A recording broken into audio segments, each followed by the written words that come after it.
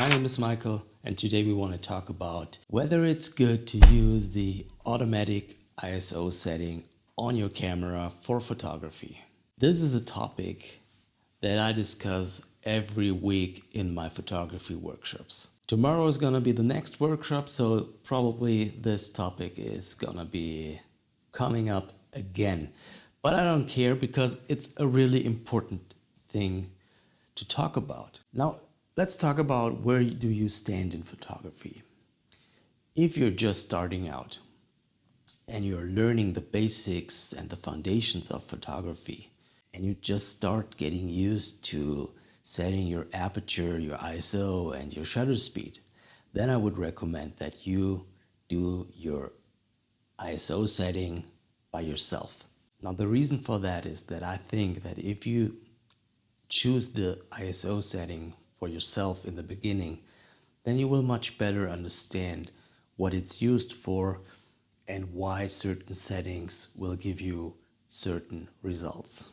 Now, once you're past that point and you understand how your camera works and how these three main settings really work together for an image, then I think you should try the automatic ISO.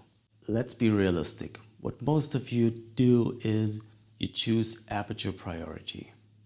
And in aperture priority, you choose the aperture in order to get the depth of field that you need for that image. Now, the camera will adjust the shutter speed accordingly to your aperture. So if you choose a higher f number, your aperture will be smaller, so less light will come in, and the camera will compensate for that with a higher shutter speed. That's fine. And sometimes you even close the aperture to get that longer shutter speed. But most of the times, there's a limit. And that limit is the exposure time and the shutter speed, where you start to get motion blur in your image. And that's something you never want. Now, in that case, you would need to increase the ISO or choose a more open aperture. There is no other way. At least when we're talking about handheld photography. Now, of course, you could switch to a tripod and lower the ISO, because on a tripod, most of the times, you don't care about the shutter speed as much as you do when you shoot handheld. But to be honest, most of the images that you're taking are handheld shots. So shutter speed is a really, really important thing. So you need to keep that shutter speed within certain limits to get a sharp image. You want a certain aperture, and you don't want to go above a certain shutter speed. But if your shutter speed is too long, you would increase the ISO. Now, that's a pretty stupid task to keep an eye on, and that's the reason why I would say that your camera can do a much better job with that. So you would need to give your camera a shutter speed that you would need as a limit. Now, you could say that if you shoot on a 50mm lens, that you don't want a shutter speed that's longer than 1/50th or 100th of a second or 1/25th, or whatever matches your experiences and the capabilities of yourself holding the camera still and still getting a sharp image. So whatever shutter speed that would be, you go in the auto ISO setting and you tell the camera that you want at least that shutter speed. If the shutter speed gets longer than that, then you want a higher ISO until you get at least that shutter speed. So as long as you have enough light and your aperture is open, your ISO is going to stay low. Once you don't get enough light because of the situation you're in or the aperture that you chose, your camera will increase the ISO to guarantee you a certain shutter speed. Now, isn't that a good thing? Most of the times, it probably is. Now, if you want to do a long exposure, then you're going to disable the automatic ISO setting and set a low ISO for yourself. That way you don't get any unnecessary noise in your image and you get the long exposure that you wanted. So with auto ISO, a long exposure is not possible. The most important thing when you set your camera to auto ISO is please don't set an upper limit for your automatic ISO. Because if you choose to let the camera decide on your ISO setting, then you would want to forget about that. So you want your camera to be able to do proper work. So what would happen if you see that your camera gives you ISO 800 and you get an image that's shaky? So you get a too long exposure. Wouldn't you increase the ISO? Yeah, you would, because there is no other way. I mean, just to remember, if you could put your camera on a tripod, you should do that. You could also open the aperture or wait for better light.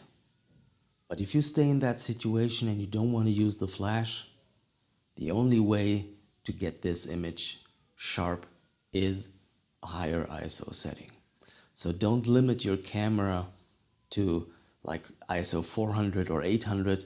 I would recommend you give the camera the whole range of ISO settings that it can do, so you can be sure that you get an image that's really nice and sharp. With all that automatic ISO settings, don't forget to have an eye on the ISO that your camera chose for you for a certain situation.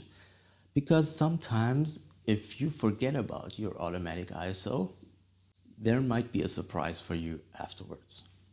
So that's why I would recommend that you learn in the first place how all these settings work together and what they do for your photographs. With today's cameras, your ISO is not that visible as it used to be.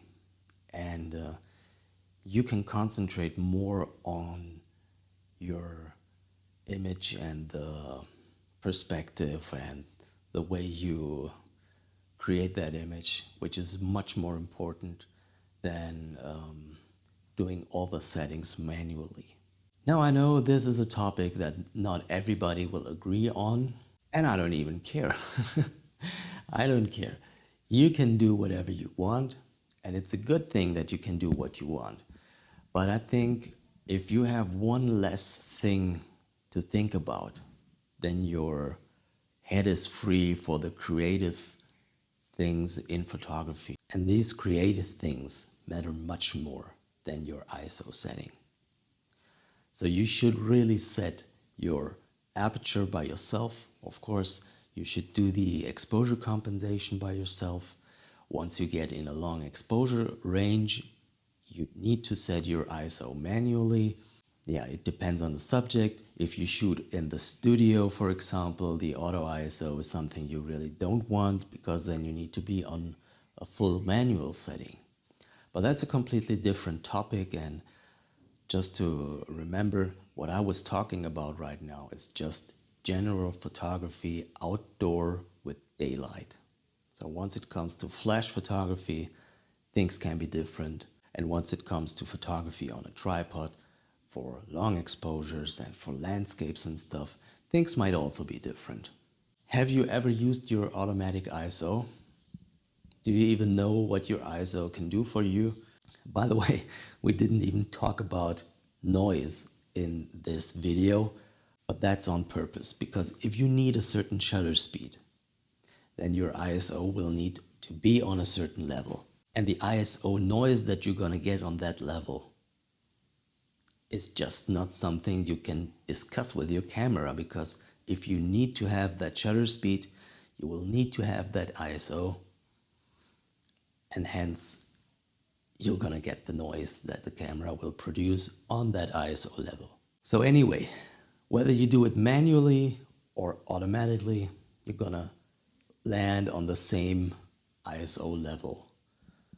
At least if you have a camera in which you can configure how the automatic ISO has to be calculated. And I think that's with every modern cameras today. Let me hear in the comments, have you ever used automatic ISO, or don't you ever want to use it?